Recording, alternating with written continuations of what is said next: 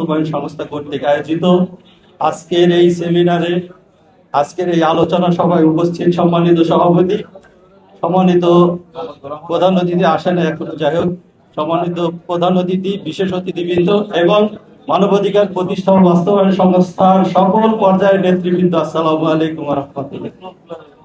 সংগ্রামী নেতৃবৃন্দ, আপনারা জানেন মাদক একটি অভিশাপ।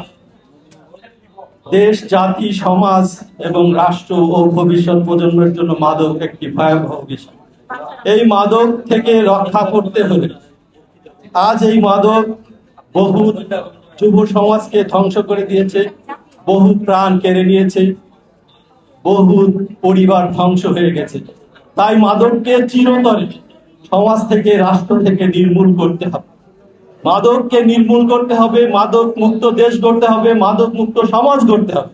এই অঙ্গীকার নিয়ে আমাদের বর্তমান প্রধানমন্ত্রী, দেশনায়ক মাননীয় প্রধানমন্ত্রী জনাব তারেক রহমান প্রতিটি থানা, জেলায় খেলার মাঠ স্থাপনের নির্দেশ দিয়েছেন এবং তিনি খেলাধুলা, বিনোদন কাজ করার প্রতি উৎসাহিত করেছেন।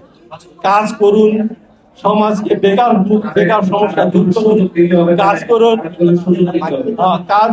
সেজন্য মাননীয় প্রধানমন্ত্রীর স্লোগান, করব কাজ, গর্ব দেশ, সবার আগে বাংলাদেশ। আরো তিনি বলেছেন বাংলাদেশের এই সময় দিতে হবে। আমার সভাপতিকে একটু কম করো। থ্যাংক ইউ মাননীয় মহাসচিব।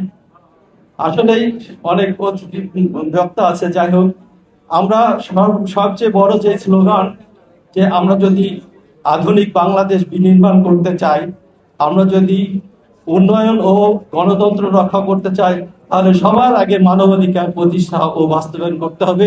এই লক্ষ্য নিয়ে আমাদের মানবাধিকার প্রতিষ্ঠা ও বাস্তবায়ন সংস্থা এগিয়ে যাচ্ছে। আমরা আপনাদের সকল কর্মীদেরকে উত্তরোত্তর সমৃদ্ধি এবং সহযোগিতা কামনা করতে চাই এবং উত্তরোত্তর সমৃদ্ধি লাভ করুক এই মানবাধিকার সংস্থা।